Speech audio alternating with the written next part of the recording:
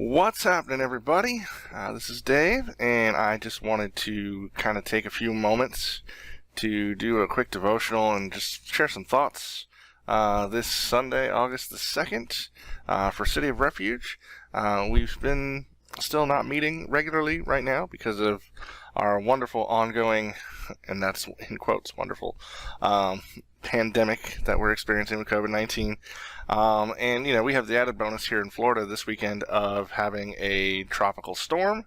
Looked like it was a hurricane for a little bit, but it is now a tropical storm again, and it's slowly inching along the coast, and we'll kind of just touch up against us and then head back on out and go a little further north. Be thinking and praying for everybody who might be further up in the path as it gets into more of the South Carolina, North Carolina area where it might actually make landfall. More specifically, prayers for those folks. Even with a tropical storm, it's still no joke most of the time. You get a lot of wind, you get a lot of rain. It can cause some damage, so hope everybody stays safe.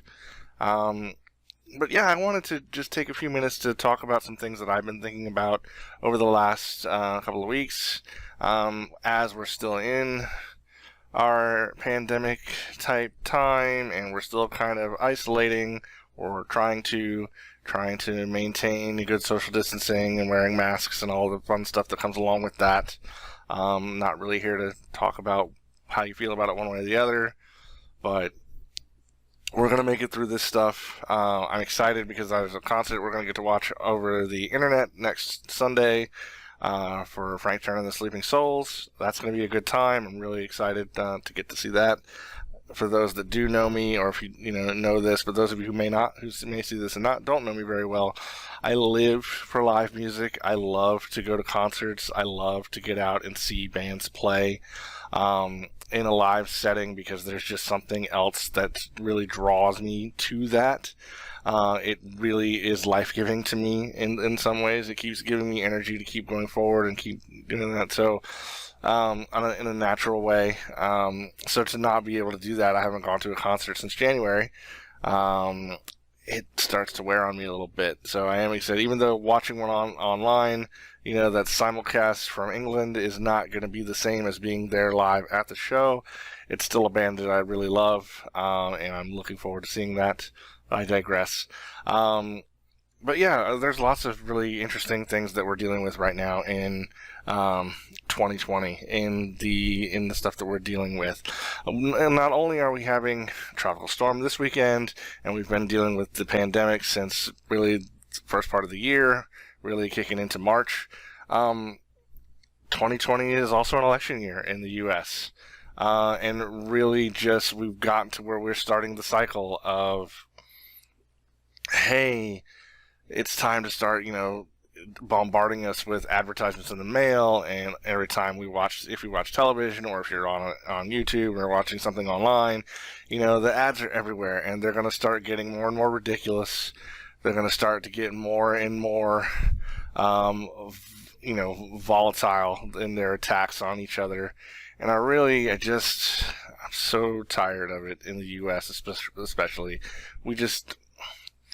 We're just stuck in this two-party thing. But with all of that, having to kind of deal with the fact that this is going to become a regular part of our life in the next 3 months while we lead up to election, whether you're actually going to go out and vote it somewhere, you're going to vote on the day, you're going to vote early, you're going to vote by mail, which is a completely legitimate option to vote by mail. Just remember just as a side, if you are voting by mail, make sure you check when it needs to be postmarked by, because it's definitely not the day of, okay?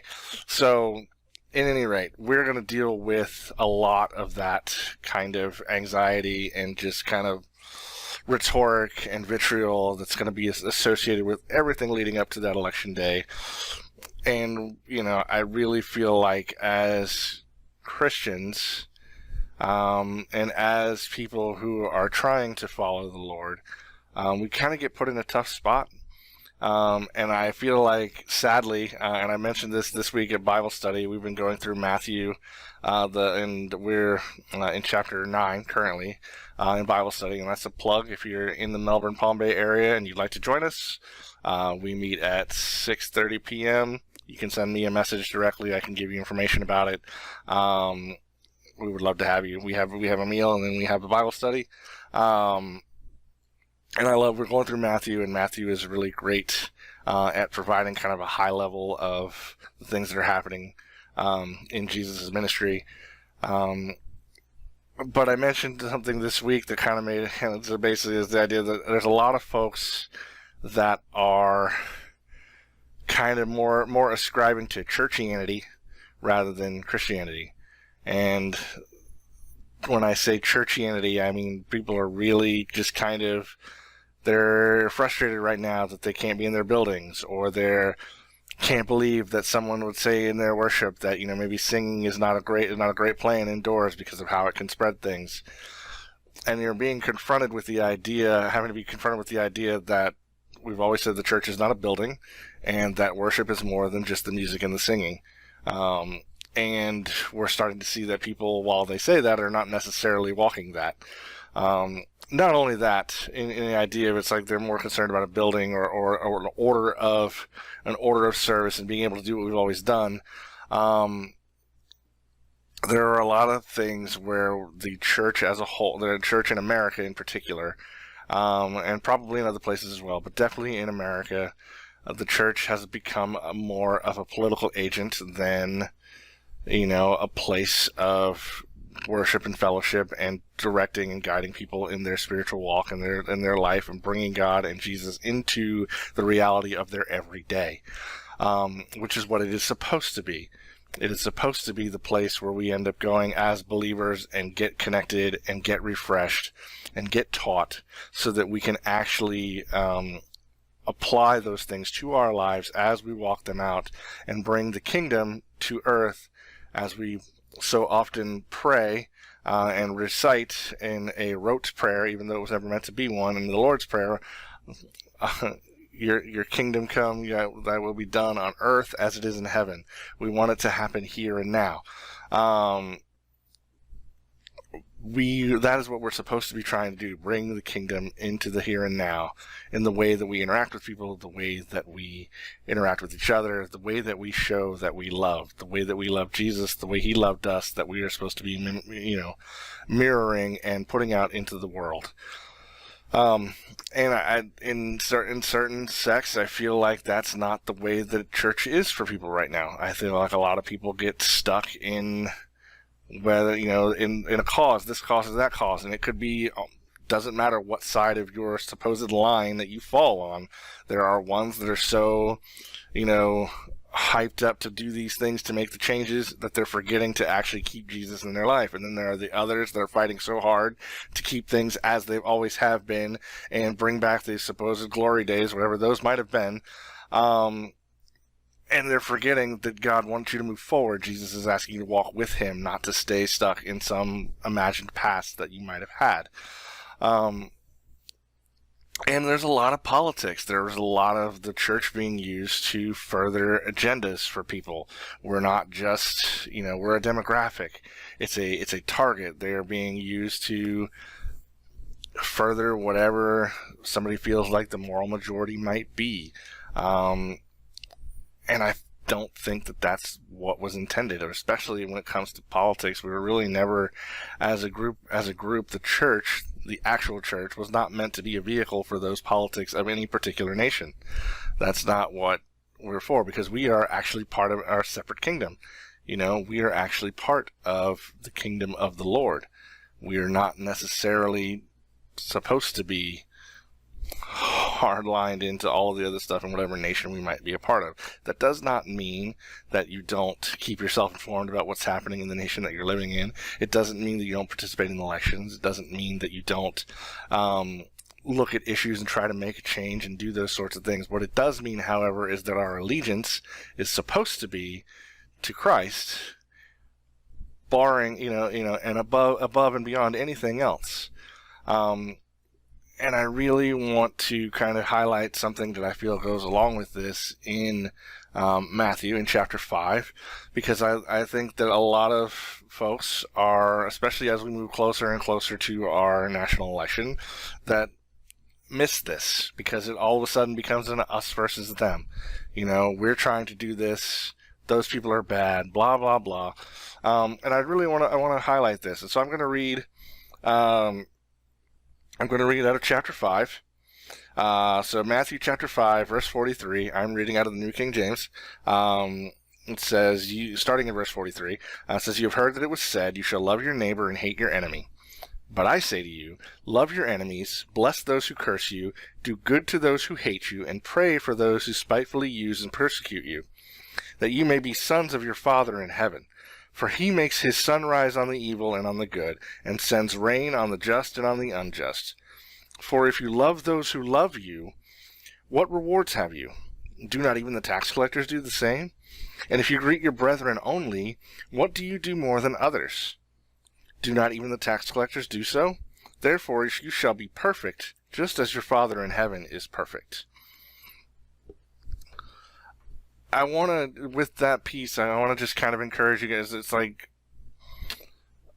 our first response to people should not be, "Oh, well, those dumb libs," or "Oh, those Trumpers," or "Oh, those." If those are your first thoughts when somebody who thinks differently than you says something, you're already on the wrong side of what you should be doing for those folks. We are going to disagree, regardless of what side of those things you might fall on. If your first thought is to reduce somebody to a label so that you don't actually have to think of them as a person any longer, you are in the wrong. I am in the wrong when I do it. And I'm not just saying this is something to outside of me. I do this too, and I have to work on it.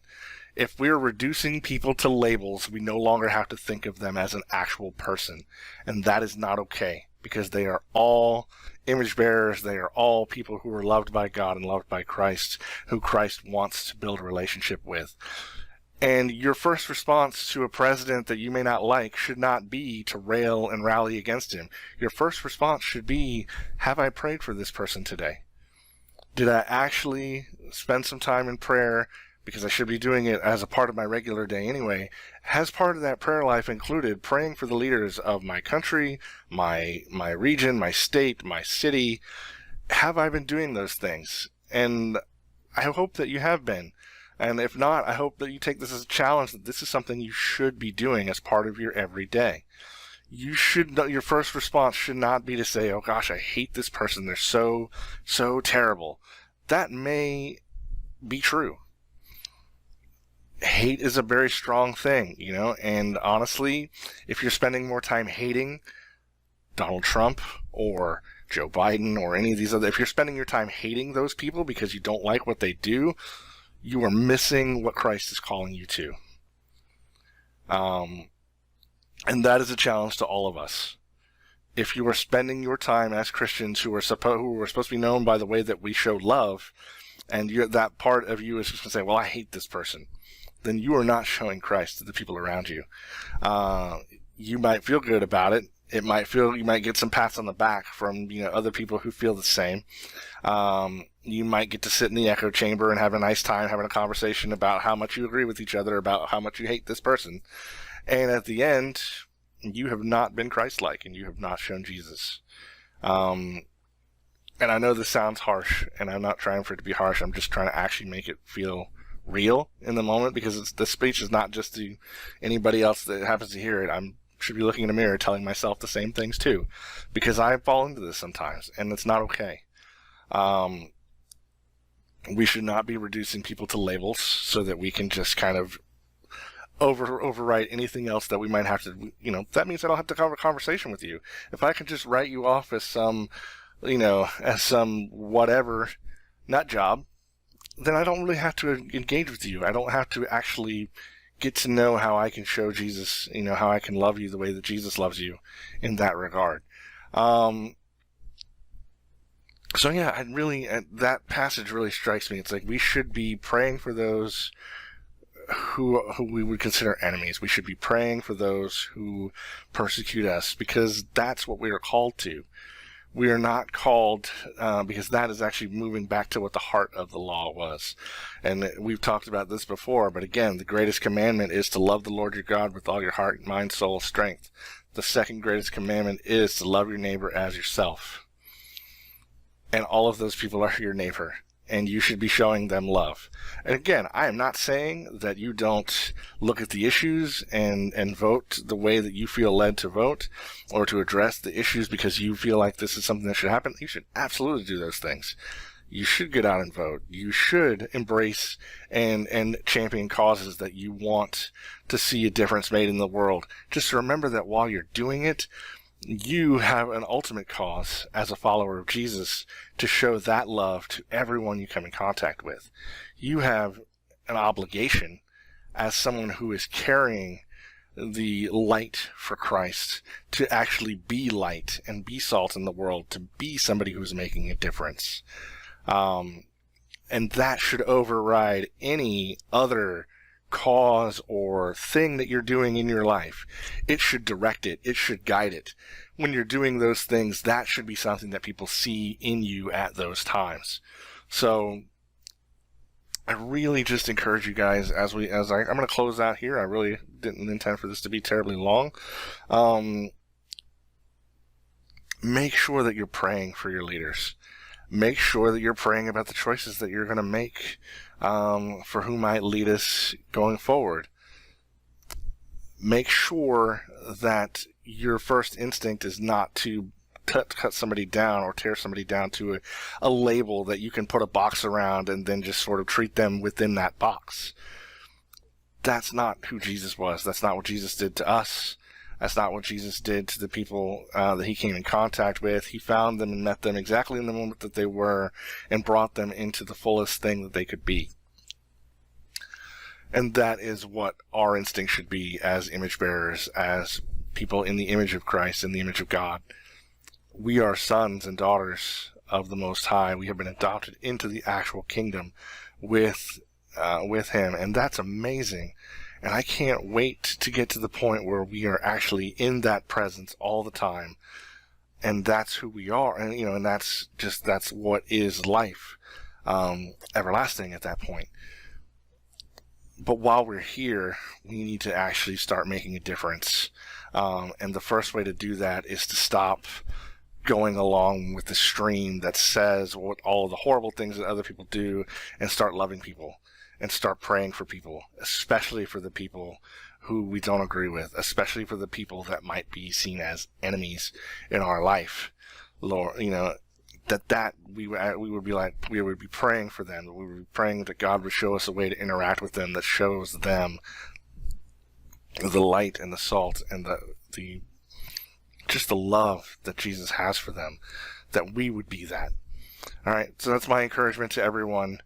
Go out, be salt and light, be love, because that is how they know that we belong to Jesus, by the way that we love, not by the way that we vote, not by the way that we sing these songs, not by the way that we, have the biggest building or have the most programs, or none of that stuff. They know that we belong to Jesus by the way that we love them.